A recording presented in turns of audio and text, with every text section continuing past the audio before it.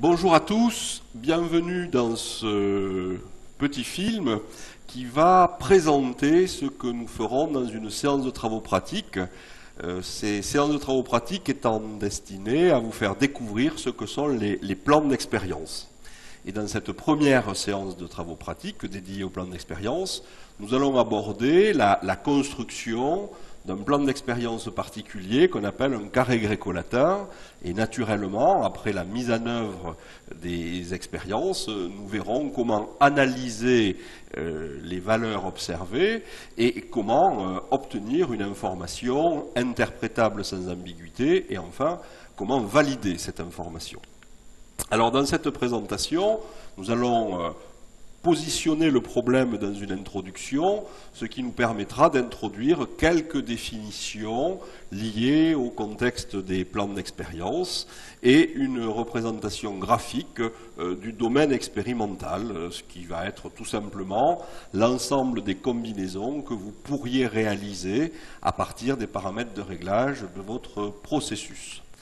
Ensuite, on verra comment et pourquoi il convient de construire, avant de se livrer à une campagne expérimentale, un dispositif qu'on appelle un plan d'expérience. Planifions dans le temps et dans l'espace expérimental un nombre nécessaire et suffisant d'expériences pour répondre aux questions qui vont être posées aux expérimentateurs. Une fois que le plan d'expérience aura été construit, et naturellement, une fois que les expériences auront été mises en œuvre, on en fera l'analyse, d'une part globale, au travers de graphiques, tels que des nuages de points, des nuages de boîte à moustaches, et enfin, on représentera les effets moyens des paramètres de réglage, que l'on va appeler des facteurs, pour comprendre le rôle respectif de chacun de ces paramètres de réglage sur la variation de la réponse observée. Et puis naturellement, le fait de limiter le nombre des expériences à un nombre restreint, souvent lié à l'économie d'une étude, nous conduira à définir des essais de validation pour valider ou non les résultats obtenus au travers d'un modèle de description de la campagne expérimentale. Puis nous conclurons en vous proposant quelques autres dispositifs expérimentaux. Alors quel est le problème? Vous allez avoir à votre disposition un processus. Je vous rappelle qu'un processus permet de transformer des éléments entrants en éléments sortants, et que souvent les processus sont multiparamétriques, à savoir qu'ils possèdent de nombreux paramètres de réglage. Ce processus est une catapulte. Cette catapulte va vous permettre d'emmagasiner de l'énergie élastique en amenant le bras mobile de la catapulte au contact d'une butée arrière. Et après avoir positionné le projectile le long du bras de la catapulte, comme vous pouvez le voir à l'écran, eh bien, en relâchant l'énergie élastique emmagasinée, vous allez transmettre cette énergie au projectile qui va suivre une trajectoire, et la réponse de ce processus va être la distance atteinte par le projectile pour un réglage donné. Alors, bien évidemment, et ça peut paraître surprenant ici, on ne souhaite pas forcément chercher le réglage qui permettrait d'aller le plus loin possible. On va voir que les plans d'expérience vont nous permettre bien d'autres possibilités. Si vous étiez confronté à trouver le réglage qui permet d'aller le plus loin possible, une analyse physique du système permettrait, on va le voir sur le transparent suivant, de trouver globalement en un ou deux essais le réglage idéal. Non, ici on veut comprendre le rôle des paramètres de réglage sur la distance atteinte par le projectile. Quel est le rôle de la hauteur de la butée arrière sur la distance atteinte? Quel est le rôle de la position du projectile sur la distance atteinte? Au niveau du pied avant de la catapulte, vous voyez ce qu'on appelle un réglage de hausse de tir. C'est ce qui va permettre de modifier l'angle du vecteur vitesse initial. Comment cet angle atteint en faisant varier la hausse de tir va-t-il jouer, entre guillemets, sur la distance atteinte par le projectile? Donc, la problématique est, on souhaite comprendre le rôle des paramètres de réglage d'un processus multiparamétrique. Bien évidemment, si vous n'aviez qu'un seul paramètre de réglage, il suffirait de le faire varier pas à pas et observer au fur et à mesure la variation de la réponse. Mais dès que l'on dispose de 2 paramètres, 3 paramètres, 4 paramètres ou plus, eh bien, on a besoin d'une méthode, comme on va l'expliquer dans la première partie de cet exposé. Alors, comment faire? Eh bien, on va accéder à des outils qui ont été développés au début du XXe siècle, essentiellement dans le monde de l'agronomie. On reviendra sur l'auteur des premiers plans d'expérience au cours de cette présentation. Et on a défini une terminologie un peu particulière pour les différents concepts que l'on va manipuler, de façon que cet outil de science expérimentale soit le plus transversal possible. Les paramètres de réglage, on va les appeler des facteurs. Facteur, ça vient, on le sent, du verbe faire. C'est ce qui va vous permettre, lorsque vous allez à modifier la nature de ces facteurs, eh bien, qui va vous permettre de faire varier ou non la réponse. Sur cette catapulte, vous allez avoir à votre disposition 4 facteurs, 4 paramètres de réglage. L'ancrage de l'élastique, c'est l'endroit où vous attachez l'élastique le long du bras de la catapulte. Vous allez avoir la position du projectile. Vous voyez qu'on peut positionner le projectile suivant 3 encoches, B1, B2, B3. Vous allez pouvoir modifier comme facteur la hauteur de la butée arrière, c'est le facteur C, avec 3 hauteurs, C1, C2, C3. Et enfin, vous allez pouvoir modifier la hausse de tir, c'est ce que vous voyez à l'avant de la catapulte, à partir de 3 réglages, D1, D2, D3. Alors, comme je le disais sur le transparent précédent, s'il vous était demandé d'aller le plus loin possible, bien, la physique vous permet de comprendre qu'il faut mettre le projectile le plus loin possible de l'axe de rotation du bras de la catapulte, donc en position B1. Il faut offrir à l'élastique une plus grande course possible, donc vous l'attacherez au niveau de l'ancrage A3, au même titre que pour emmagasiner de l'énergie, vous choisirez une butée arrière C3. Donc vous voyez que par rapport aux paramètres situés à l'arrière de la catapulte ou à droite dans le plan de la figure, la recherche d'un réglage qui permet d'aller le plus loin possible fait appel naturellement à votre expertise, et votre expertise vous permet de proposer une solution.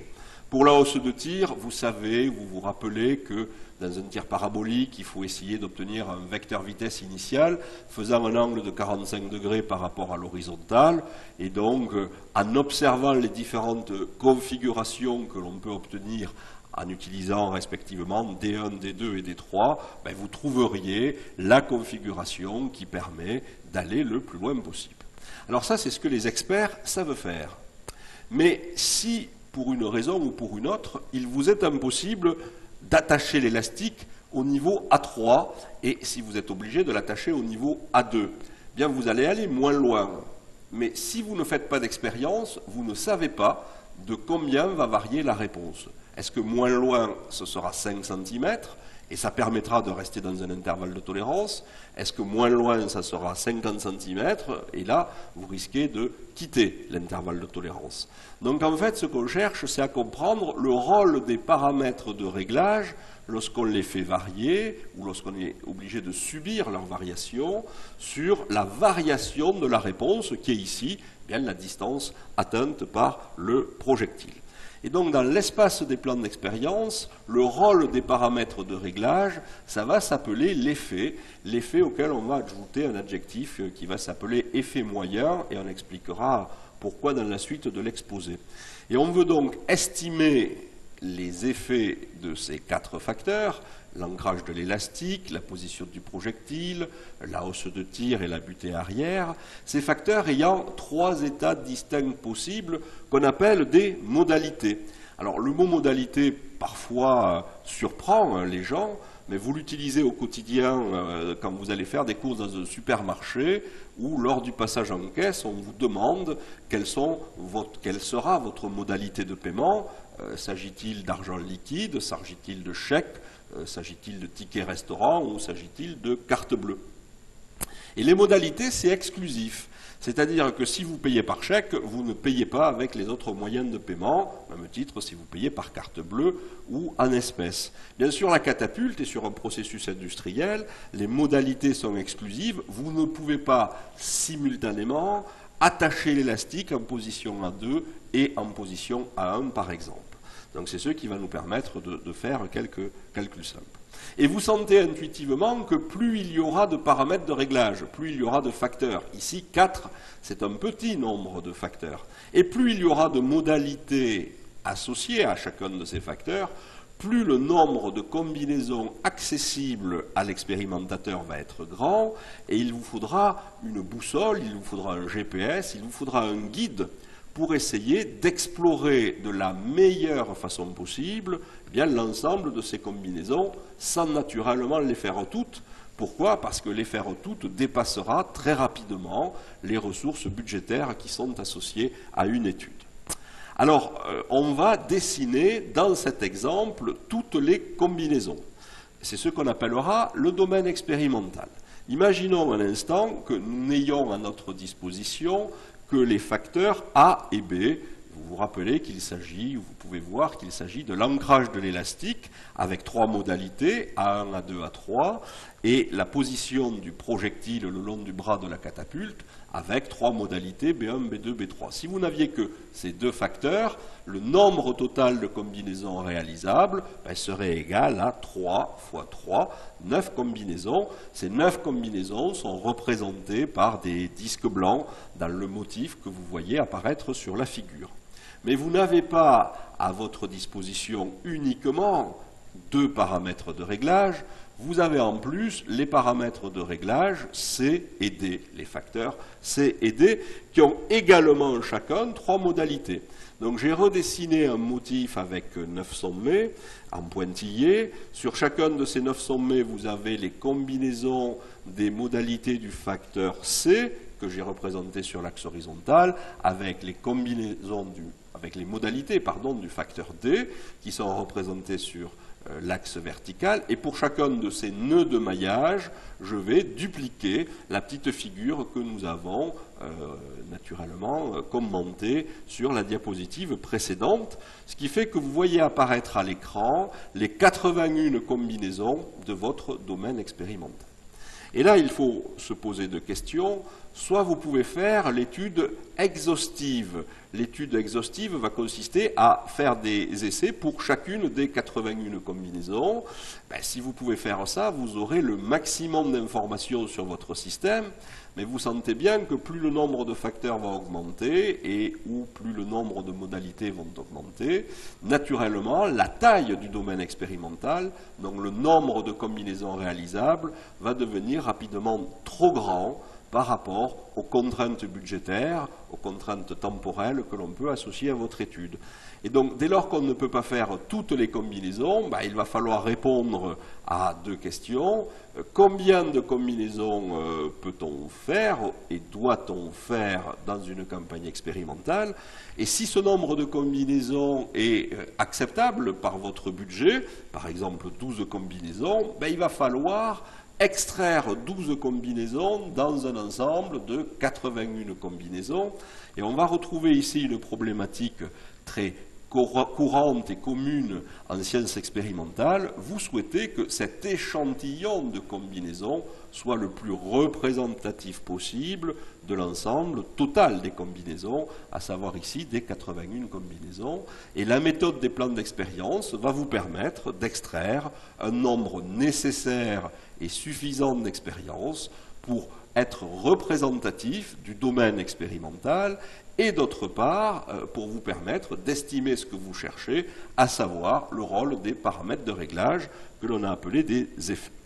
Alors, après cette introduction, nous allons voir comment construire la liste des expériences à faire. Et la liste des expériences à faire va se traduire sous un tableau, sous forme d'un tableau qu'on va appeler la matrice d'expérience. Alors vous avez probablement entendu dans des travaux pratiques, dans de l'encadrement de projets, que lorsqu'on est confronté à un problème multiparamétrique, la, entre guillemets, meilleure façon de faire consiste à faire varier un seul facteur à la fois, toutes choses égales par ailleurs. C'est cette stratégie que j'ai baptisée avec un acronyme OFAT, anglais voulant dire One Factor at Time. Si vous faites varier un seul facteur à la fois, vous allez partir d'une combinaison de référence, par exemple la combinaison A1, B1, C1, D1, et par rapport à cette combinaison, vous allez faire varier d'abord le facteur A en remplaçant A1 par A2 et en remplaçant A1 par A3. Par comparaison avec la première ligne, vous pensez pouvoir dire quel est le rôle du facteur A lorsque vous passez de A1 à A2, de A1 à A3 et de A2 à A3. Ceci vous oblige à rajouter autant de lignes qu'il y a de modalités du facteur A, moins une. Et puis une fois que vous aurez fini d'exploiter les modalités du facteur A, vous allez remettre ce facteur A dans sa configuration initiale, donc ici sur la modalité A1, et vous allez vous livrer au changement de modalité du facteur B.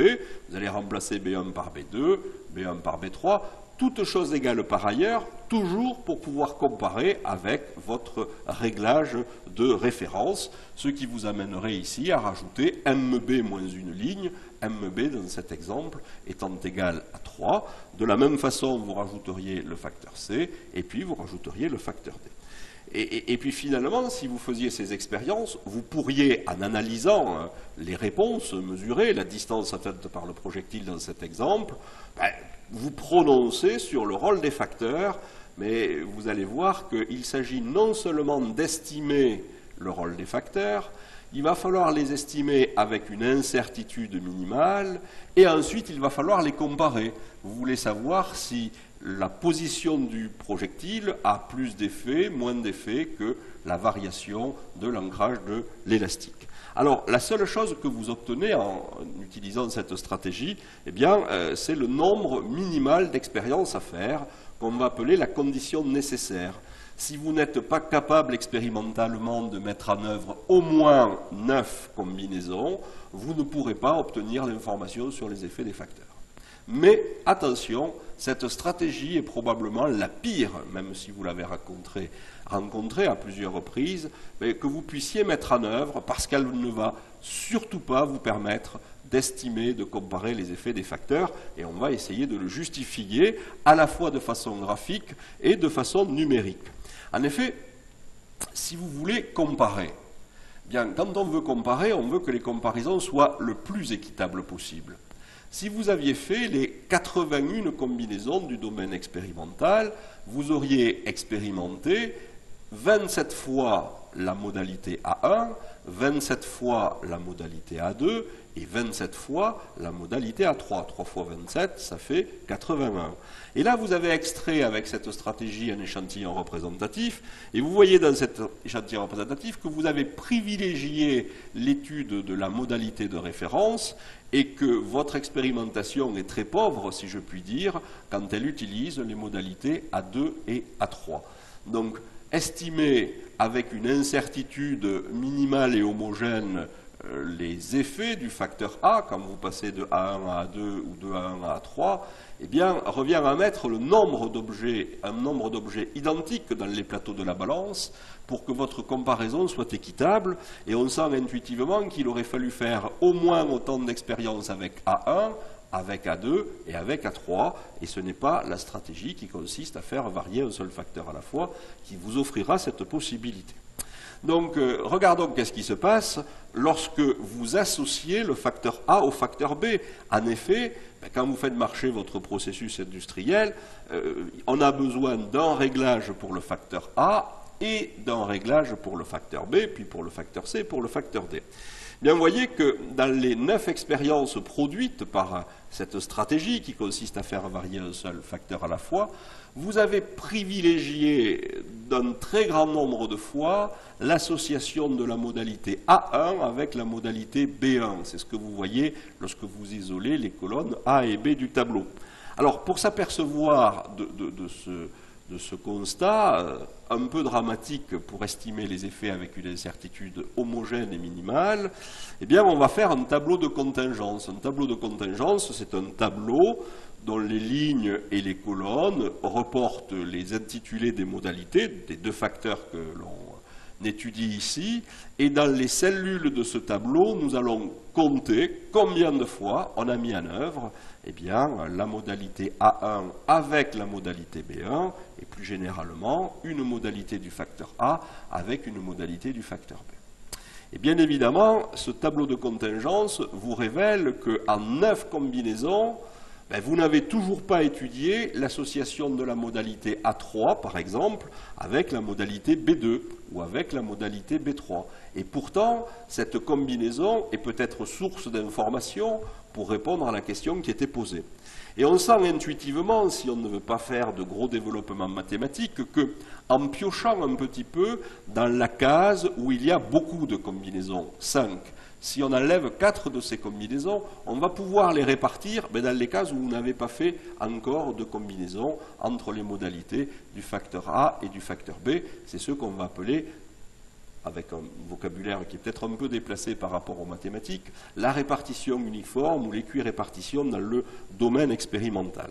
Alors, naturellement, cette stratégie ne convient pas pour estimer avec une incertitude minimale. Si vous ne faites aucune expérience en mettant en jeu A3 et B3, vous aurez un doute énorme, puisque vous n'aurez fait aucune expérience, alors que vous aurez un doute beaucoup plus restreint sur l'association de A1 et B1, et c'est surtout pas ce que cherchent les expérimentateurs à faire lorsqu'ils cherchent à comparer. Comparer, c'est mettre côte à côte à la même échelle, et c'est faire des comparaisons équitables. Et on voit ici que les comparaisons sont loin de l'être.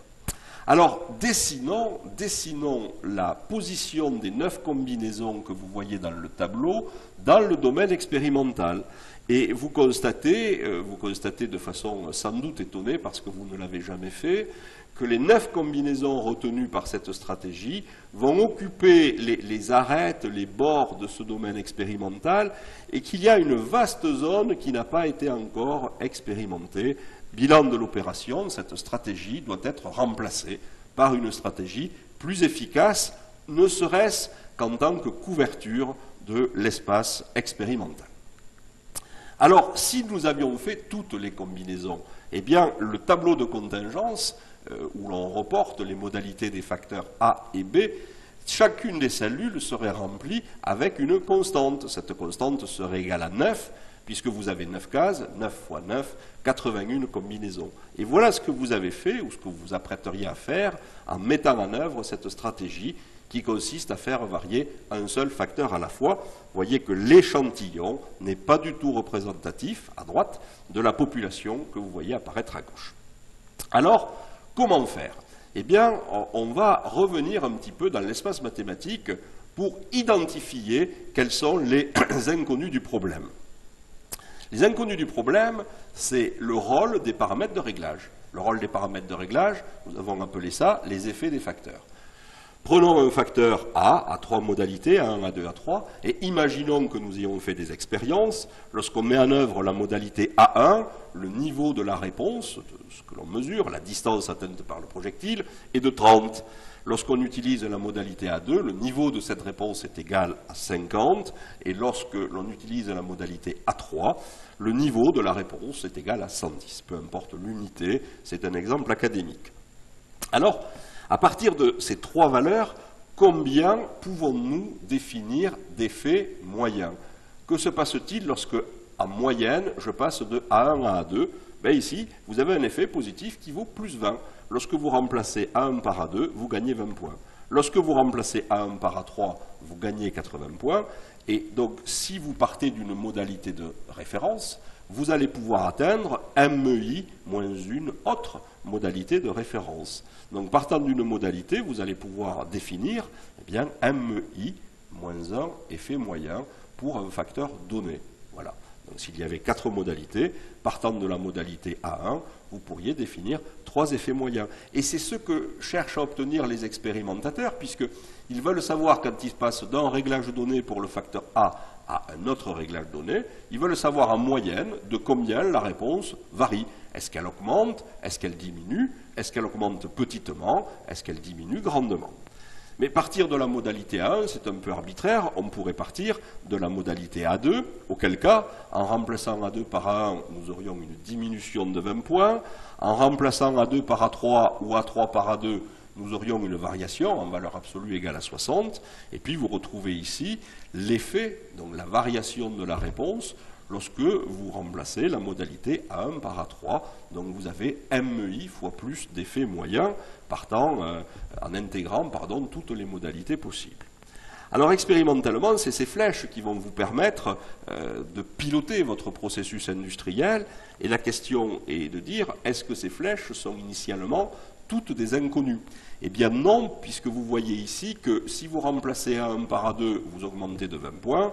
Si vous remplacez A2 par A1, vous diminuez de 20 points. Alors, si cela, vous avez du mal à l'admettre dans l'espace qui est plutôt pédagogique et mathématique, imaginez que sur une automobile, vous consommiez 5 litres au 100 km avec des pneus Michelin, vous remplacez des pneus Michelin par des pneus Goodyear, vous consommez dans les mêmes conditions 6 litres au 100 km, vous allez dire que le remplacement de pneus Michelin par des pneus Goodyear, parce que vous ne montez jamais les deux pneumatiques différents sur une même jante, c'est ça l'exclusivité des modalités, eh bien, provoque une variation de 1 litre au 100 km.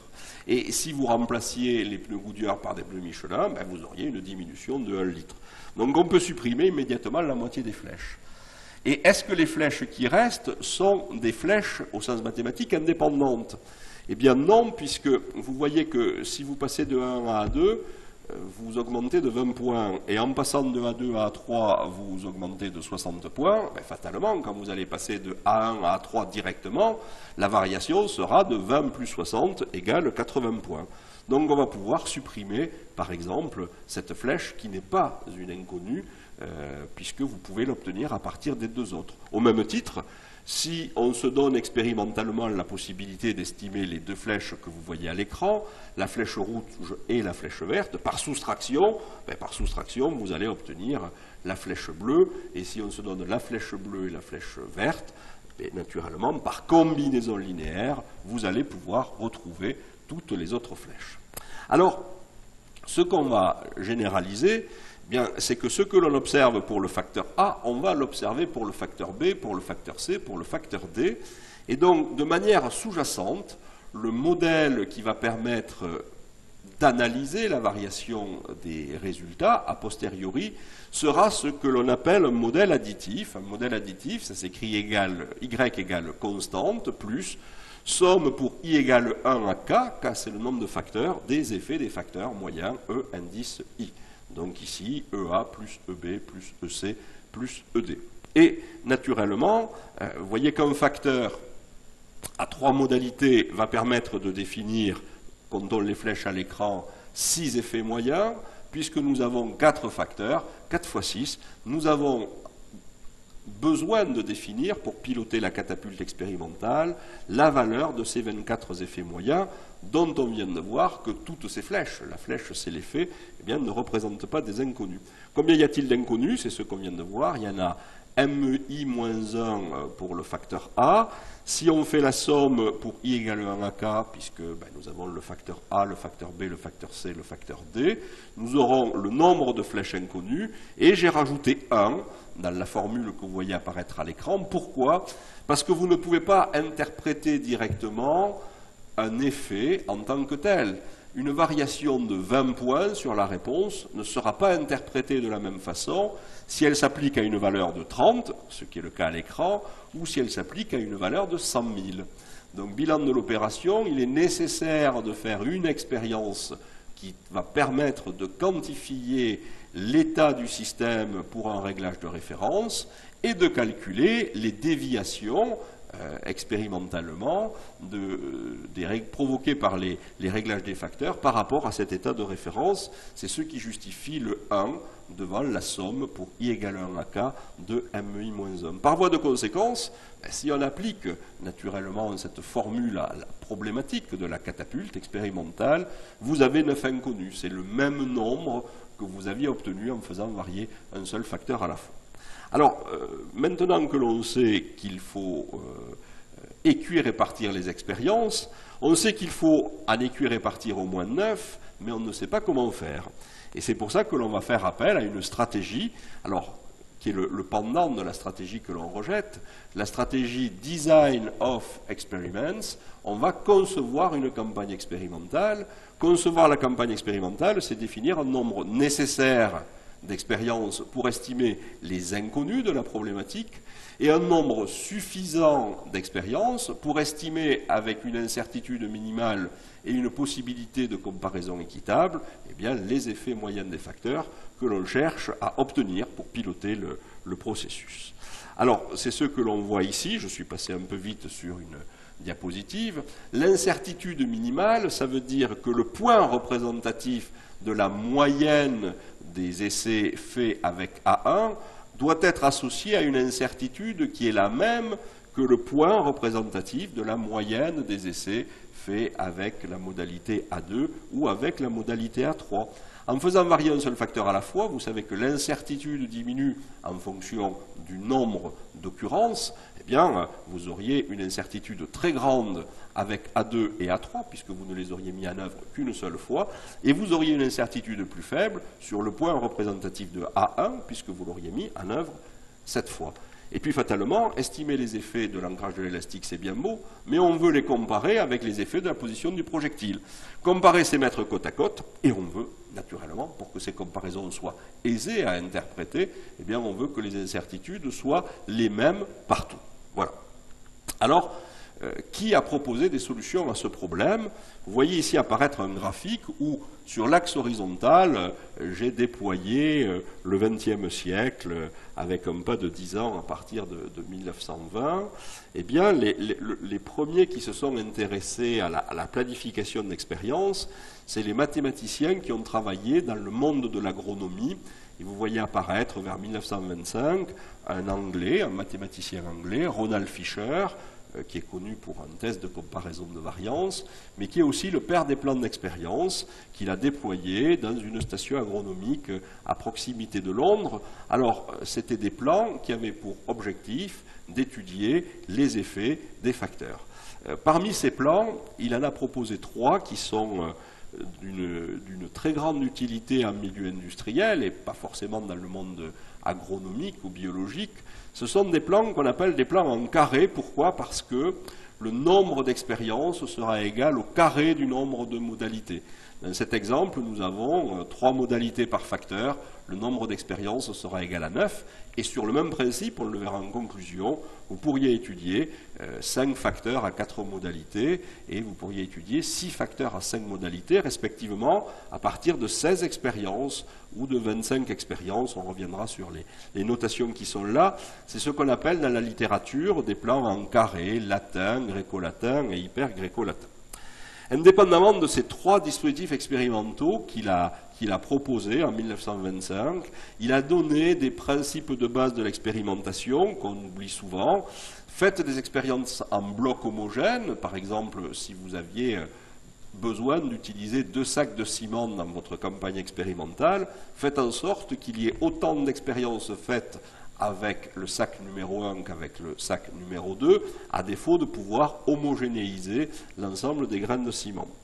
Faites les essais dans un ordre aléatoire, de telle sorte que si une dérive instrumentale vient affecter les mesures, ben vous affectiez les valeurs expérimentales d'une dérive diluée si vous avez fait les expériences dans un ordre aléatoire. Et enfin, si vous voulez avoir une idée de la variabilité expérimentale, et c'est très important dans le monde agronomique et le monde de la biologie, peut-être un peu moins dans le monde du génie mécanique, peut-être de façon intermédiaire dans le monde de la céramique, eh bien vous n'avez pas d'autre solution que de faire des répétitions pour estimer la variabilité naturelle. C'est les grands principes d'expérimentation qui ont été proposés, argumentés mathématiquement, statistiquement, par Fisher au début du XXe siècle. Et vous voyez sur ce graphique d'autres noms qui sont associés à d'autres dispositifs expérimentaux. Alors, comment faire pour trouver les 9 meilleures expériences à faire? Eh bien, on va faire ce qu'on appelle un plan en carré gréco-latin, et dans un premier temps, je vais définir ce qu'est un carré. J'ai défini ici un carré de 9 cases. Les cellules vont représenter les expériences à faire, elles sont numérotées en vert, 1, 2, 3, 4, 5, 6, 7, 8, 9. Chaque cellule est située à l'intersection d'une ligne. Nous avons 3 lignes qui sont repérées par des chiffres arabes et à l'intersection d'une colonne, les colonnes étant repérées par des chiffres romains. C'est la définition du mot carré. On va ensuite remplir ces cellules par un caractère grec, alpha, bêta, gamma, de telle sorte que les lettres grecques n'apparaissent qu'une seule fois par ligne et par colonne, et en raison ici d'un nombre de modalités qui est un nombre premier, 3, il suffit de faire une permutation circulaire simple après avoir écrit alpha, bêta, gamma dans chacune des colonnes de la première ligne. Vous voyez que je fais glisser vers la droite la liste de caractères alpha, bêta, gamma et que, quelle que soit finalement la taille du carré, je réussirai à n'avoir ces caractères grecs qu'une seule fois par ligne et par colonne. Et enfin, puisqu'il s'agit d'un carré gréco-latin, je m'en vais rajouter dans les cellules précédentes des lettres latines, grand A, grand B, grand C, de telle sorte qu'elles n'apparaissent qu'une seule fois par ligne et par colonne. C'est ce qui nous invite sur la première ligne à écrire grand A, grand B, grand C dans chacune des colonnes. Mais attention, il ne faut pas associer plus d'une fois une lettre latine à une lettre grecque. Ainsi, la lettre A, sur la deuxième ligne, vous ne pouvez pas la mettre dans la cellule numéro 4, puisque la lettre A est déjà dans la colonne. Vous ne pouvez pas la mettre dans la cellule 5, pourquoi? Parce qu'elle est déjà associée à la lettre grecque alpha.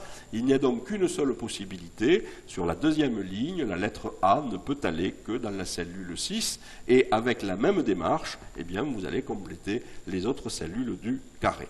Voilà ce qu'est un carré gréco-latin. Cette technique de carré gréco-latin est également plus communément connue par beaucoup d'entre vous lorsque vous remplissez, pour vous divertir, une grille de Sudoku dans un journal ou sur un Android. Alors, ces 9 cellules représentent quoi? Elles représentent les 9 combinaisons particulières que l'on peut faire à partir de 4 facteurs présentant 3 modalités. Par exemple, vous avez le facteur ligne. L'expérience 5, elle est à la ligne 2. Vous avez le facteur colonne qui contient 3 modalités. L'expérience 5, elle est sur la colonne grand 2. Et de la même façon, l'expérience 5, elle met en œuvre la lettre grecque alpha et la lettre latine grand C. Alors, qu'est-ce qu'on va faire? On va reporter ces caractères dans un tableau de façon à ce que ça commence à prendre tournure d'une liste d'expériences à réaliser. Et comme naturellement des chiffres romains, des chiffres arabes, des caractères grecs et latins ne sont pas forcément des outils facilement transposables, eh bien on va dire que le numéro de ligne c'est le facteur A avec 3 modalités, le numéro de colonne c'est le facteur B avec 3 modalités, le facteur lettre latine c'est le facteur C avec ses 3 modalités, et le facteur lettre grecque c'est le facteur D avec ses 3 modalités. Et vous avez à gauche un objet mathématique qui est rempli avec A1, A2, B1, B2, B3, C1, C2, C3, D1, D2, D3, d'une bien meilleure façon que précédemment, puisque par construction, dans chaque colonne, eh bien, chaque modalité apparaît un même nombre de fois. Et voyez que quand vous avez utilisé la modalité A1, vous n'avez jamais privilégié une modalité particulière pour les autres facteurs, et vous pouvez faire ça quelles que soient les colonnes. Eh bien, ce que vous voyez à gauche, et j'ai remis finalement un coloriage, c'est ce que l'on appelle un arrangement orthogonal.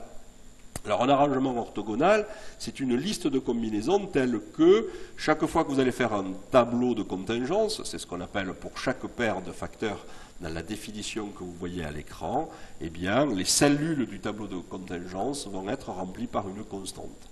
C'est ce qui garantira l'équirépartition, la répartition uniforme, c'est ce qui vous garantira l'estimation des effets des facteurs, avec des simples comparaisons de moyenne arithmétique, et c'est ce qui vous garantira une homogénéité des incertitudes dans les estimations que vous ferez. Alors, il est courant de noter ce genre de dispositif expérimental avec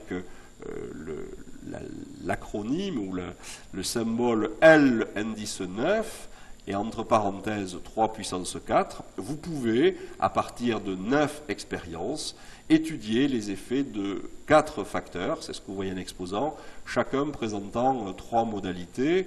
La lettre L, son origine est un petit peu ambiguë. Elle peut rappeler aux expérimentateurs qu'à l'origine des plans d'expérience, nous avions des carrés latins, gréco-latin, hyper-gréco-latin, donc L pouvant être l'initiale de la locution latine square, et L pouvant provenir aussi du mot to layout, qui veut dire arranger des expériences dans un domaine expérimental. Alors, regardez par rapport au tableau de contingence que nous avions représenté précédemment, eh bien, ce coup-ci, chacune des modalités du facteur A a été associée un même nombre de fois avec chacune des modalités du facteur B. Donc, c'est ce qui va permettre d'homogénéiser et de minimiser le doute sur l'information obtenue. Si l'on dessine maintenant dans le domaine expérimental la position des 9 essais retenus, bien vous voyez que tout de suite ils occupent bien mieux l'espace que précédemment, puisque dans chaque grande colonne vous avez 3 essais, dans chaque grande ligne vous voyez apparaître 3 points rouges, et puis de la même façon on voit qu'il y a 3 fois 1, 3 fois 2, 3 fois 3, B1, B2, B3 de la même façon. Alors vous aviez vu apparaître un intitulé de transparent qui s'appelait carré magique. Les carrés magiques, ça fait appel à la théorie des jeux en mathématiques. Les carrés magiques, c'est fort ancien. Et si vous faites la somme en ligne des numéros des expériences, sur la première grande ligne, celle qui correspond à D3, 8 plus 4 plus 3, 8 et 4, 12 et 3, 15. Vous voyez que quelle que soit la ligne, la somme des numéros des expériences est égale à 15. Si vous regardez en colonne, si je prends la colonne C2, 9 et 2, 11, 11 et 4, 15, vous allez retrouver la même valeur. Et sur la grande diagonale, eh bien, 8 et 2, 10 et 5, 15, vous retrouvez là encore une constante. C'est pour ça qu'on peut faire un lien entre la grille de Sudoku, la construction des plans d'expérience en carré gréco-latin et ce qui a été développé depuis fort longtemps à titre de jeu, notamment par Euler, bien c'est ce qu'on appelle les carrés magiques. Voilà, donc les carrés magiques permettent de construire ici un dispositif expérimental et de justifier un nombre nécessaire et suffisant d'expériences pour obtenir l'information qu'on cherche. Imaginez un instant que par générosité, vous soyez prêt à faire 1 ou 2 essais de plus. Eh bien, il ne sert à rien de faire 1 ou 2 essais de plus. Pourquoi? Parce que quel que soit l'essai que vous allez réaliser, il va déstructurer cet équilibre. Si vous voulez conserver cet équilibre, il faut que votre campagne expérimentale ait un cardinal, un nombre de combinaisons qui soit un multiple de 9. Donc, soit vous choisissez de faire 9 expériences, soit vous choisissez d'en faire 18. En faisant 18 expériences, vous allez disposer 2 expériences dans chacun des motifs que vous voyez, soit vous décidez d'en faire 27, soit vous décidez d'en faire 36, et voyez que, finalement, vous allez vous arrêter à la plus petite de ces tailles. Pourquoi? Ben pour des raisons économiques. Et il vaut mieux que l'excédent budgétaire, vous le consacriez à faire des essais de validation, vous le consacriez à faire des répétitions pour avoir une idée de la variabilité naturelle, plutôt que faire des essais à titre d'exploration qui conduiraient finalement à déstabiliser les incertitudes que vous avez homogénéisées grâce à la construction du plan d'expérience. Alors après avoir construit un plan d'expérience, il va falloir se livrer à la campagne expérimentale. Les réglages sont situés en ligne sur le tableau que vous voyez au bas de la figure, EC1, EC2, EC9, et pour chacune de ces combinaisons expérimentales, eh bien, nous avons réalisé 10 tirs pardon, pour avoir une idée de la variabilité naturelle. Naturellement, répéter, ça coûte souvent moins cher que faire de nouvelles combinaisons dans une campagne expérimentale. Et la notion de répétition, nous allons tout de suite voir quelle est la conséquence des valeurs que l'on observe, toujours en faisant une analyse globale avant de se précipiter dans des analyses mathématiques. La première des choses à faire, c'est de se demander si les changements de réglage sur le processus industriel ont provoqué des variations et quel type de variations on observe. Et vous voyez que lors de la combinaison numéro 3, nous ne sommes pas allés très loin avec le projectile, moins de 2 mètres, de façon assez peu dispersée, au même titre pour la combinaison numéro 6. Et pour la combinaison numéro 7, nous sommes allés plutôt loin, entre 3 mètres et 4 mètres 50, mais attention, nous sommes allés loin avec une forte dispersion. Et donc on peut voir sur ce graphique que les facteurs ont manifesté un effet à la fois sur le signal ça va être la moyenne des résultats, et à la fois sur le bruit. Le bruit c'est la dispersion, c'est la fidélité, donc l'étroitesse des valeurs observées pour un réglage donné. Alors dès lors que vous faites au moins 7, 8, 10 répétitions, ce qui est parfois fréquent en milieu industriel, vous allez pouvoir substituer ces nuages de points par le nuage des boîtes à moustaches. Dans chacune de ces boîtes à moustaches, j'ai figuré par un petit triangle noir la position de la tendance centrale, qui est la moyenne, et on va s'intéresser uniquement dans cette présentation à l'analyse de la variation du signal, et puis vous voyez apparaître au travers de moustaches plus ou moins longues l'étendue de variation des observations pour chacun des réglages, et on s'aperçoit que, allez, en moyenne, plus on va loin, plus la dispersion est grande. Et en milieu industriel, ce qu'on cherche à faire, ce n'est pas forcément d'aller loin, c'est d'atteindre une cible, mais avec une dispersion minimale, et c'est ce que nous ferons en travaux pratiques. On verra comment on peut essayer de trouver un réglage qui permet non seulement d'aller loin, mais d'atteindre une valeur ponctuelle, une cible, à une distance donnée. Attention, à minimisant la dispersion expérimentale, puisque les facteurs ont ici un effet à la fois sur la distance et à la fois sur la dispersion.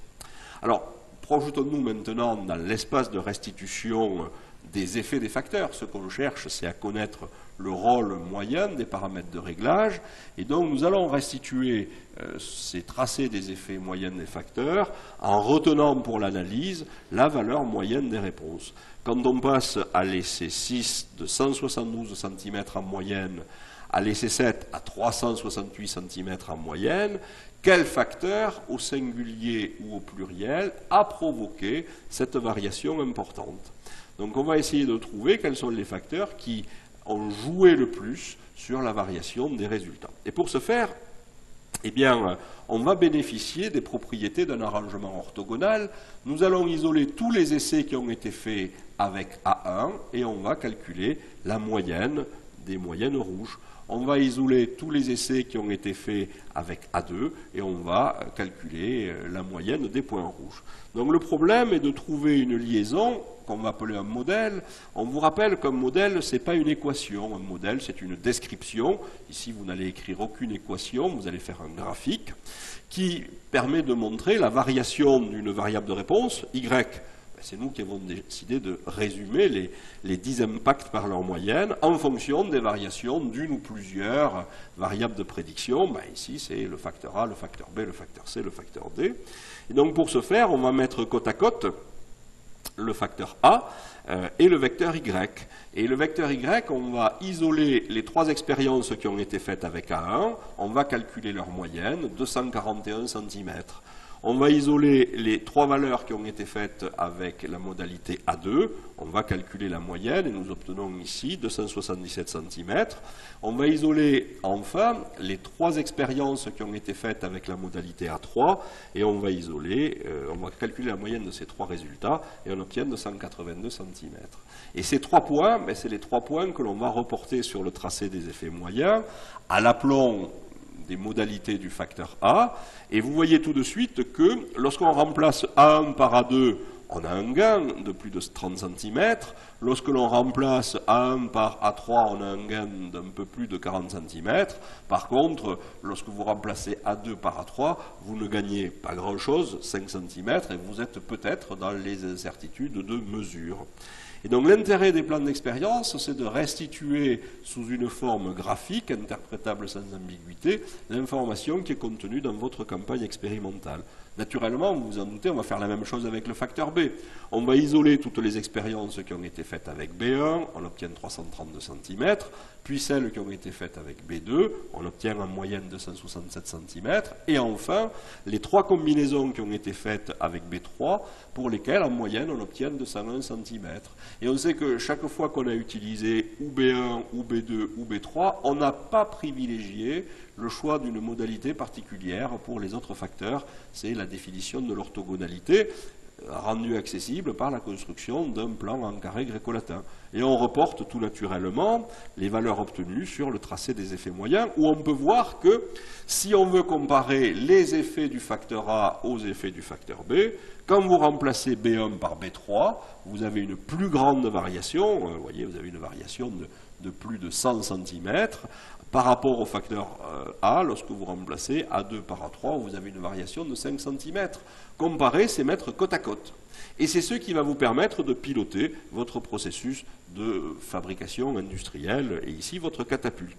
Je continue pour la forme en isolant les modalités du facteur C et en reportant les effets moyens du facteur C sur le tracé des effets moyens, et enfin, dernier facteur, le facteur D, où avec la même démarche, eh bien, j'ai fini de construire le tracé des effets moyens, et je vais passer du temps à l'interpréter pour voir quelles sont les conséquences que je dois en tirer par rapport au coût de la non-qualité dans mon entreprise.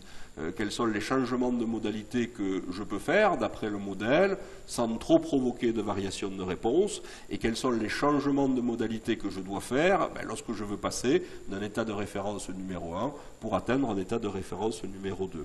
Vous imaginez que ce graphique peut être traduit dans une langue anglaise et que n'importe quel individu est capable d'interpréter sans ambiguïté ce graphique en identifiant les facteurs qui ont eu un rôle plus important que les autres lors de la campagne expérimentale. Alors, vous n'avez fait qu'un échantillon représentatif de taille 9 dans cette campagne expérimentale, et vous auriez eu accès, si vous aviez tout fait, à 81 combinaisons. Donc il faut toujours prévoir quelques subsides expérimentaux pour valider l'information obtenue. Alors valider, on va faire des essais là où on a besoin d'informations. Il arrive en céramique, il arrive dans d'autres milieux industriels que l'on vous demande de minimiser une réponse. Par exemple, minimiser l'absorption d'eau dans une terre cuite, minimiser un retrait. Eh bien, ce graphique va vous suggérer, si vous ne l'avez pas fait encore, une combinaison qui est censée minimiser la réponse. Il suffit de choisir pour chacun des facteurs le point qui est situé le plus bas sur le tracé des effets moyens. N'oublions pas que dans tous les signes somme que nous avons vus dans les équations mathématiques, le signe somme traduit le modèle additif.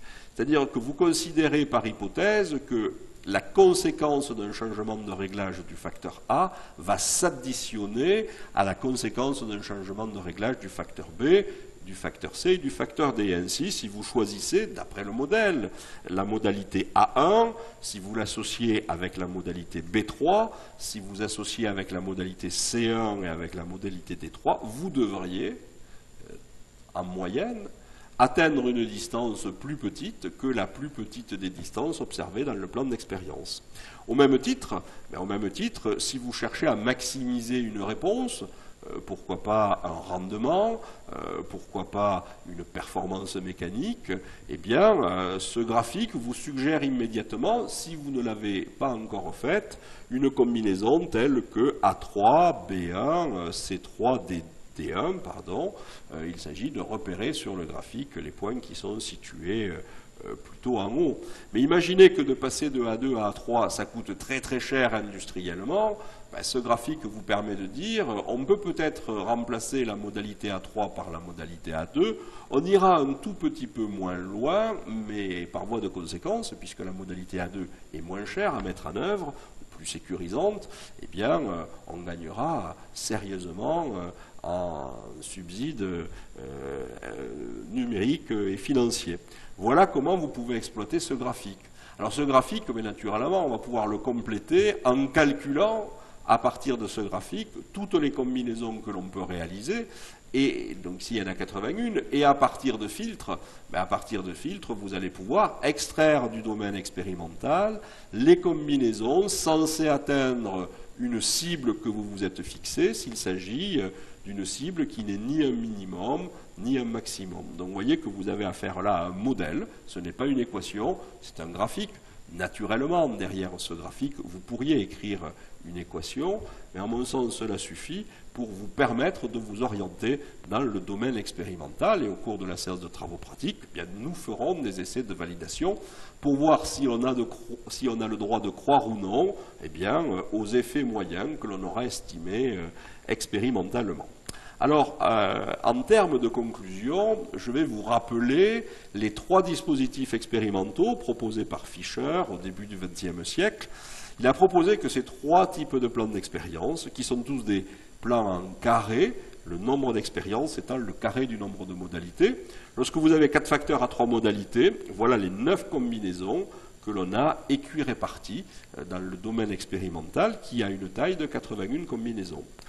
Si vous aviez 5 facteurs à 4 modalités, eh bien, il serait nécessaire et suffisant de faire 16 expériences.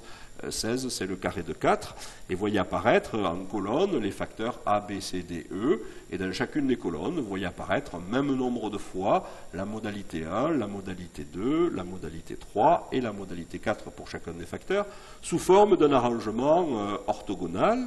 Et enfin, dernier plan d'expérience proposé par Fischer en 1925, c'est ce qu'on appelle une table L25. En 25 expériences, 25 c'est le carré de 5, vous allez donc pouvoir étudier des facteurs à 5 modalités, et le nombre maximal de facteurs que vous pouvez étudier, c'est 6. Voilà, vous voyez en colonne les lettres A, B, C, D, E, F, les 6 premières lettres de l'alphabet, et en ligne, vous voyez apparaître autant de fois chacune des modalités de chacun des facteurs, et vous pourrez remarquer que la modalité F2, par exemple, elle est associée un même nombre de fois avec les modalités du facteur E, les modalités du facteur D, les modalités de tous les autres facteurs. Voilà ce qu'il faut retenir de Fischer au début du XXe siècle en termes de dispositifs expérimentaux. Pourriez être surpris de ne pas voir apparaître un nombre de facteurs plus important, alors que sur vos processus de fabrication de céramique, sur vos cycles de cuisson, sur vos cycles de malaxage, sur vos cycles de broyage, vous avez bien plus que 4, 5 et 6 facteurs. Mais dans le monde de l'agronomie, le nombre de facteurs est assez limité lorsque vous faites de l'expérience en champ. C'est en particulier la distance entre 2 sillons, c'est la distance entre 2 pieds de maïs, ça va être le type d'engrais que vous avez utilisé, et peut-être un autre facteur qui est la profondeur du sillon. Donc on n'a jamais 10 ou 12 facteurs dans une campagne dans une campagne agronomique dite en champ, sur le terrain. Lorsque vous survolez une station agronomique, vous pouvez voir ces différentes cellules expérimentales. Et donc c'est pour ça que Fischer, qui travaillait à la station agronomique située à côté de Londres, s'est limité à la définition de ces 3 dispositifs expérimentaux.